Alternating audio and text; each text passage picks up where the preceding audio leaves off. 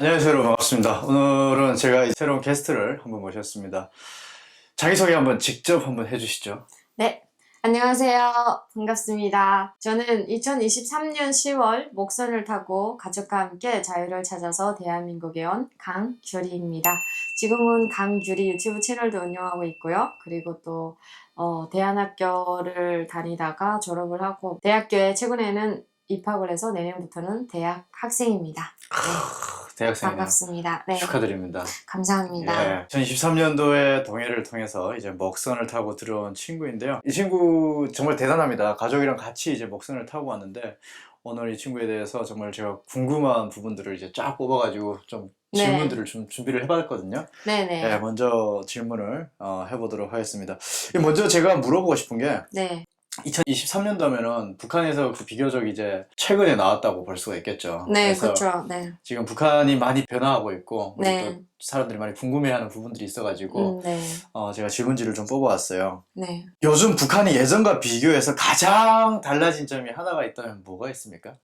예, 가장 달라진 점이 있다면 과거와는 다르게. 좀 더 사람들을 자주 많이 죽이는 것 같아요.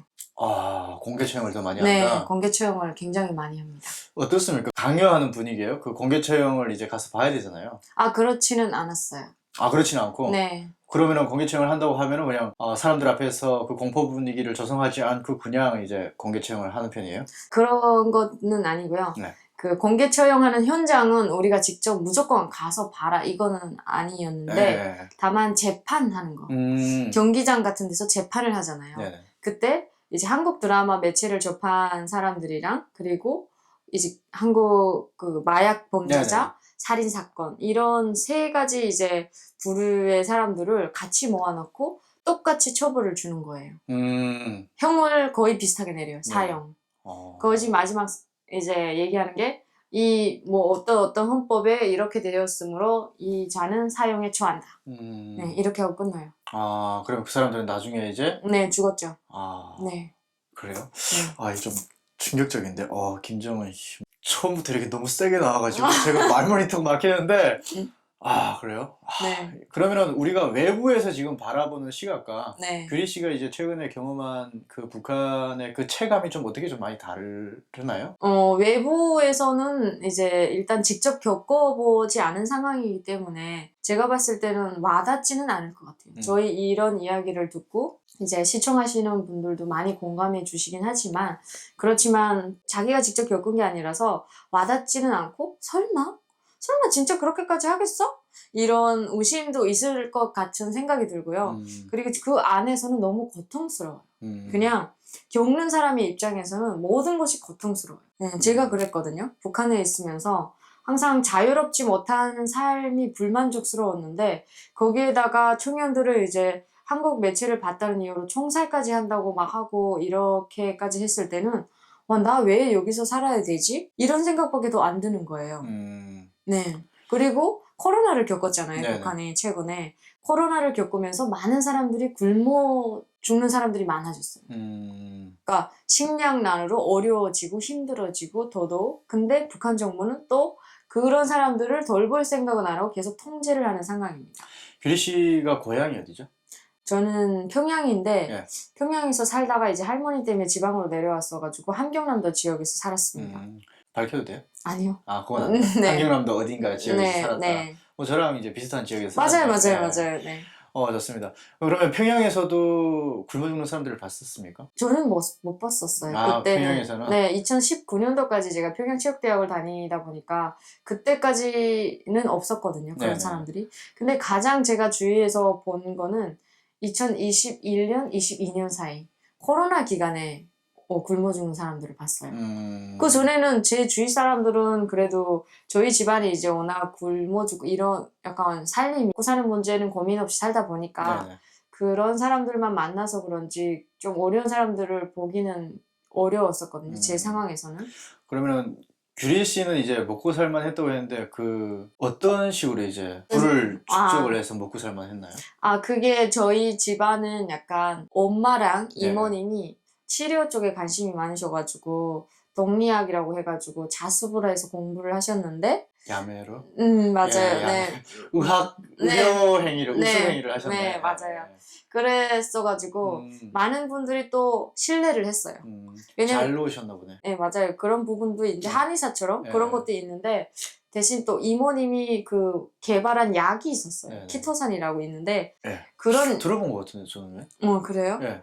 키토산이라고 해서 그 개 껍데기에서 추출해 나오는 그런 게 있어요. 성분이 있는데 네. 그거를 혈관 주사로 맞을 수 있게 정맥으로 맞을 수 있는 주사약으로 만든 거예요. 근데 그 주사약이 되게 거의 만병통치약으로 표현할 만큼 네.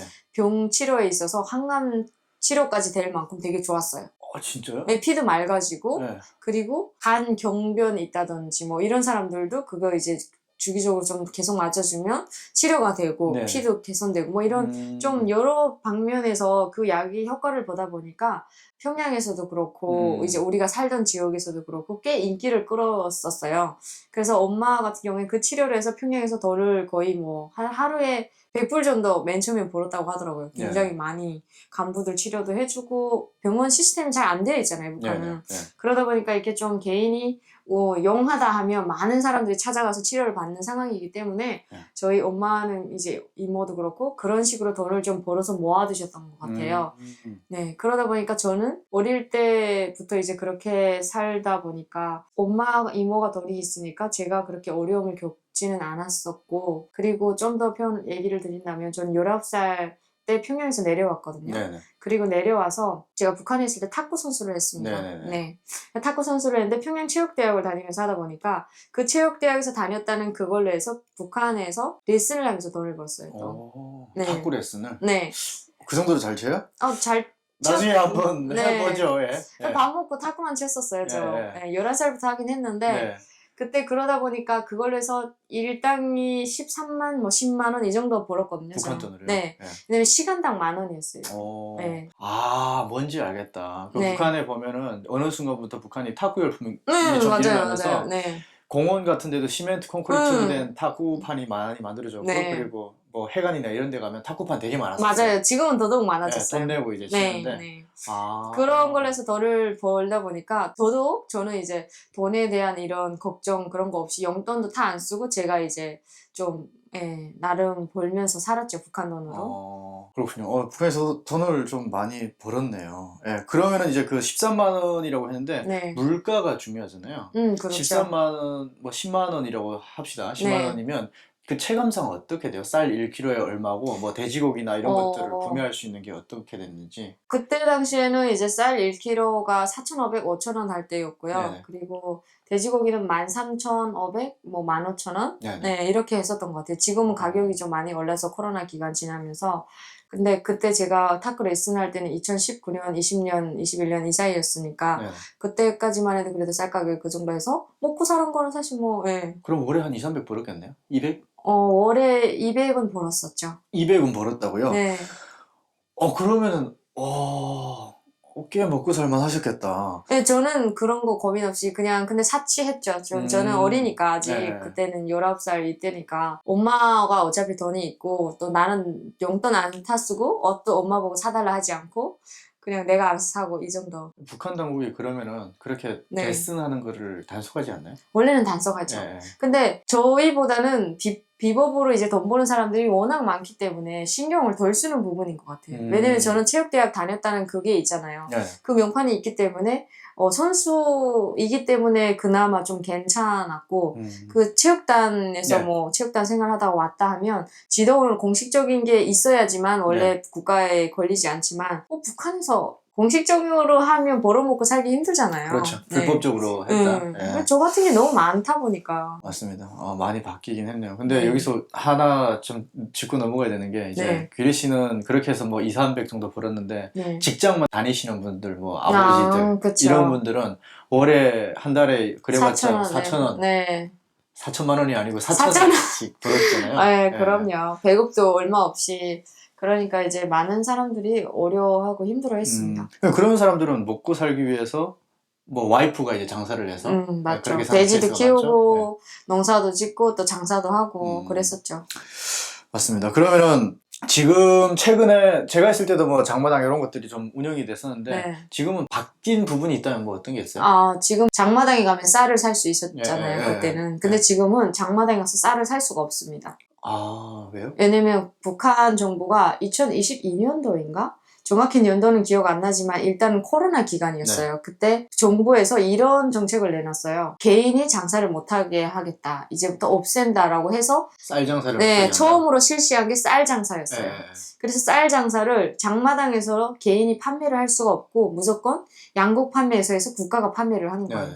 그래서 쌀이 5,000원 이제 4,500원이 원래 기준 가격이었는데 7,000원까지 막 올랐었거든요. 제가 네네. 올 때는 뭐 오히려 국가에서 응. 하니까 더 가격이 올랐다? 맞아요. 그래서 많은 사람들이 그런 얘기를 했어요. 뭐지? 국가가 우리 일반 주민들한테 장사를 하는구나. 돈이 많이 필요했구나. 막 이렇게 표현을 했거든요. 네. 북한 주민들이요? 네, 그게 티가 나니까. 네. 핵을 개발하지 마라, 차라리. 네. 그런 얘기를 했어요? 네, 맞다니까요. 진짜 했다니까요. 네. 거기에 돈이 너무 많이 드는 걸 사람들이 아는 거예요. 어느 정도 지식은 있고, 바보가 아니잖아요. 네. 한류의 이제 역할도 좀 있다 보니까 사람들이 좀 깨어 있어요. 근데 그런 말을 하면 잡아가지 않나요? 상식적으로는 잡아가는데. 그쵸, 잡아가는데 되게 친한 사람들, 거의 가족처럼 그렇죠. 친한 사람들한테만 조용히 하는 얘기죠. 그러니까 그 정도의 불만의 목소리는 있지만 네. 아직까지는 이렇게 그러니까 제가 이걸 물어보는 게 네. 저도 이런 질문들을 너무 많이 받으니까 우리 여기 한국에 사는 사람들이나 외국인들 같은 경우에는 그런 얘기를 했다고 하면 네. 이제 당연히 공공연하게 이렇게 하는 네. 목소리인지 아니면 몰래 하는 얘기인지 그게 참 중요한 것 같더라고요. 근데 지금 제가 봤을 때는 약간 북한 분들이 지쳤어요. 제가 오기 전까지만 해도 두 끼 먹는 사람들이 너무 많았고, 두 끼? 예, 하루 두 끼 먹고 죽 먹는 사람들이 진짜 많아졌어요. 저희는 이제 바닷가 지역이다 보니까 그래도 배가 나가면 어느 정도 이제 순환이 돼서 힘든 사람들이 좀 괜찮아질 거다라고 생각을 했었는데 네. 그게 달라지지가 않는 거예요. 왜냐면 밀수가 원래 이전에 해전을 통해서 뭐 다른 이제 국경 지역을 통해서 좀 되었어 가지고 가격이 좀 북한에서 뭐 물고기를 잡는다 아니면 조개를 잡는다면 그거를 개인 대 개인으로 해서 비싸게 중국하고 거래해서 판매를 해서 그 돈이 유통이 됐었는데 최근에는 국가가 전부 그걸 모든 것을 틀어지고 판매를 해주다 보니까 제가 있을 때도 뭐 5만 원짜리 6만 원짜리 수출하는 조개가 5천 원밖에 안 하는 것처럼 국가에서 판매를 해주다 보니까 거의 옛날에 10% 가격밖에 안 하는 거예요. 그러면 손주도 돈을 예전만큼 벌지 못하고 그게 소비가 안 되는 거죠. 그러니까 여전히 어려운 사람들이 코로나를 겪고 더 어려워진 상황에서 벗어나지 못하는 거예요. 그러면 그 사람들의 입장에서는 그냥 죽일 거면 죽여. 난 이제 지쳤어. 이런 마인드가 컸어요. 네. 그러면은 그게 사람들의 동향이라든가 이런 것들이 북한 보위부나 안전부를 통해서 북한 당국에 올라갈 건데 북한 당국이 그런 것에 대해서는 아니면 그 동향 파악을 조금 왜곡하는 것 같나요? 아니 그게 있잖아요. 되게 웃긴 게 이제는 안전원들도 지쳤어요. 안전원들도 사람들이 말을 안 듣는 거예요. 이제는 말을 안 듣고 그 사람을 잡아들여야 자기네한테 얻어지는 게 없고 같은 인간이잖아요.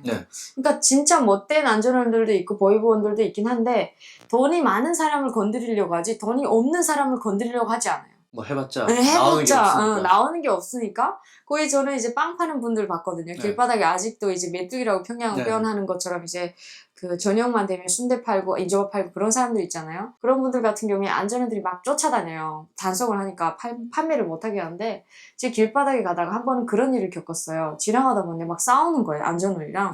야 이 개새끼야 막 이러는 거예요. 안전원 보고 빵 파시는 분이. 네, 여기서 안전원이라고 하면 우리 한국의 경찰이라고. 네, 그렇죠. 경찰이죠. 경찰이 원래 보안원인데 안전원으로 또 바뀌었거든요. 북한이 호칭을. 근데 막 이 개새끼야 막 이러니까 야! 막 이러면서 싸우는데 너네가 나한테 목에 살려주냐. 내가 내 노력을 해서 빵 팔겠다는데 왜 그걸 못하게 하냐고 막 빵을 막 집어던지면서 난리가 아닌 거예요. 제가 그거 보면서 야 사람들이 악밖에 안 남았구나. 예, 그게 대충 어느 정도인지 좀 저는 좀 느껴지는데 그렇죠. 우리 시청자분들한테 좀 더 이제 체감되게 얘기하고 싶은데 그렇다면 이제 북한 주민들의 충성심대 그리고 요즘 이 한국에서는 MZ세대, 북한에서는 장마당 세대라고 하잖아요. 그 장마당 세대의 그게 개인의 사치나 어떤 그 사치대 뭐 충성심 이런 것이 어느 쪽으로 좀 더 치우치는 것 같나요? 개인의 사치가 훨씬 치우치죠. 당의 충성심은 없어진 지 옛날입니다. 좋습니다. 그러면 규리 씨는 북한에서 한국 드라마나 이런 것들을 어느 정도 많이 봤어요? 여기로 말하면 겁나 많이 봤다고 표현할 수 있죠. 겁나 많이 진짜 그러니까- 엄청 많이 봤어요. 그러니까 이런 얘기를 하면 어떤 분들이 이런 얘기를 해요. 아니 야 전기도 안 오는데 너네가 그쵸. 그걸 어떻게 봤냐. 아, 거짓말이다. 이러시는 오. 분들이 있더라고요. 아, 그게 이제 저희 때는 2014년, 13년 그때인지 모르겠지만 이제 중국에서 비판이 들어왔어요. 태양열 비판이라고 네, 네. 들어오고 이제 워낙 북한이 불이 안 오는 거. 비판이 아니고 네. 이 태양열 충전기. 맞아요. 네, 네. 북한 표현은 네, 비판이고 네, 태양열 충전기. 네. 맞아요. 그게 이제 들어왔는데 중국에서 장사를 해먹으려고 그런 거죠. 워낙 전기가 없다 보니까 햇빛을 통해서 이제 배터리를 충전할 수 있는 네. 그런 용도로 사용되는 그게 들어왔었고, 그리고 배터리가 이제 용량이 좀 있는 게 들어왔어요. 네네. 그 다음에 TV가 또 들어왔어요. 액정 TV라 해가지고. 네. 배터리로 볼 수 있는. 네, 배터리 12V로 볼 수 네. 있는 거. 그렇게 세 가지가 세트로 들어오다 보니까 되게 북한에서 한때 유행했던 게 그거를 사는 게 엄청 유행했어요. 그래야지 TV를 볼수 있으니까. 더 편안하게 네. 전기 상관없이 볼 수 있고 하니까. 그래서 그걸로 통해서 저희는 맨 처음에 구매를 했어요. 처음에는 너트텔이 유행했던 것 같아요. 네. 작은 너트텔이 이제 12V로 볼 수 있었다가 갑자기 이제 TV가 17촉, 19촉, 24촉 막 이렇게 나오면서 그때 저희가 이제 19촉 TV를 처음에 샀었는데 그걸로 해서 배터리를 이제 연결한 거죠. 근데 그 배터리는 충전을 한 번 시키면 거의 24시간 가거든요. 네, 처음 샀을 때는 네네네. 좋은 배터리면. 네네네. 가격은 좀 있긴 했지만 성능이 상당했네요. 네, 성능이 좀 그나마 괜찮았던 거죠. 그러니까 집에서 제가 할 거 없다 하면 이제 USB 한국 드라마가 없어서 못 보지 배터리가 없어서 못 보지는 않거든요. 네. 컨텐츠가 없어서. 네, 맞아요. 컨텐츠가 없어서 못 보지 뭐 배터리가 떨어져서 이래서 못 봤던 적은 없었던 것 같아요. 그러니까 저도 이게 좀 강연 갔었어가지고 네. 옥신각신 했던 게 아, 그분이 되게 비판적인 시각으로 이렇게 많이 질문을 하시더라고요. 진짜요? 네, 그래서 네. 한류를 이제 많이 본다라고 네. 하니까 아니 북한에서 무슨 뭐 먹지도 못해가지고 그런 사람들이 어떻게 전기를 있어가지고 그걸 보냐. 아, 그러니까 그분 말도 일리가 있기는 하지만 네. 이제 그 컨텐츠라든가 이런 것들이 어떻게 들어가서 한류 본다는 건 다 거짓말이다라고 하시는 아, 분이셨어요. 그래서 제가 이제 그러셨네요. 좀 더 구체적으로 말씀드리면 좋을 것 같아서. 저는 근데 한류뿐이 아니고 저희가 이제 바닷가 지역에서 살다 보니까 그 한국에서 송출하는 채널 TV까지 봤었어요. 그 막 6시 내 고향, 네네. KBS 방송, 뭐 남북의 창, 그다음에 생활의 달인, 뭐 이런 것까지 다 함흥 봤었거든요. 지역에서 봤어요? 아니면 평양에서 봤어요? 평양에서는 안 되죠. 네. 네, 함경남도 지역에서 봤었는데 맞아요. 그때 이제 채널이 잡히다 보니까 거기에서 저희 이제 인식이 좀 많이 깨어졌던 것 같아요. 그런 걸 많이 접하다 보니까. 그 북한 당국이 통제하잖아요. 엄청 통제하죠. 네, 최근에 무슨 뭐 네. 악법들도 막 만들고 네, 그랬는데 3대 악법도 네. 만들고 했는데 그거는 좀 많은 사람들이 볼 수 있는 게 아니긴 해요. 저희가 보는 건 원래 TV를 샀을 때 북한 당국이 거기에 이제 그 한국 채널이 잡히지 못하게 막는 게 있어요. 그거를 검열하거든요, 수시로. 근데 저희는 그 검열을 안 받고 중국에서 직접 산 TV를 이제 중국에서 들어온 걸 막 사가지고 그걸 이제 국가 당국에 손을 걸치지 않고 저희가 딱 한 거예요. 네, 원래 감췄는데 그게 바로 잡힌 거죠. 그러면은 최근에 이제 막 그 김주애 네. 막 등장을 하고 네. 그랬잖아요. 김주애 등장했을 때 북한에 있었잖아요. 네, 그거 그럼요. 보면서 어떤 마음이 들었어요? 뭐 그래봤자 나이 또래가 조금 더 어리긴 하지만 김주애가 걔가 2013 훨씬 어리죠. 네. 네. 걔가 2013년생이잖아요. 네. 그 어린애가 네. 이제 등장을 했고 네. 김정은에 대한 네. 그리고 김주애에 대한 북한 주민들의 속마음이라든가 음. 이런 것들이 좀 궁금하네요. 진짜 그들의 목소리가. 일단 저는 그쪽에 맨 처음에 있을 때 김주애가 딱 등장을 했을 때 공주님이 등장을 한다고 했었거든요. 자제분이 네. 약간 자제분이라고 했지만 그때 우리 입장에선 공주라고 생각했었어요. 근데 또 그런 게 있잖아요. 공주면 좀 엄청 이쁜 걸 상상해요. 저희는. 네. 뭐 그 한국의 아동 영화만 봐도 공주는 진짜 예쁘잖아요. 네. 그래서 좀 기대감이 있었어요. 왜냐면 이렇게 근데 마녀의 그 딸들은 그렇게 네. 이쁘지가 않아요. 네. 그러네요. 또 그런 면도 그러니까 있네요. 그걸 이렇게 네. 막 그 너무 이렇게 아름답게만 생각을. 네, 그래서 물론 누구를 봐서는 그럴 것 같지 않았지만 네네.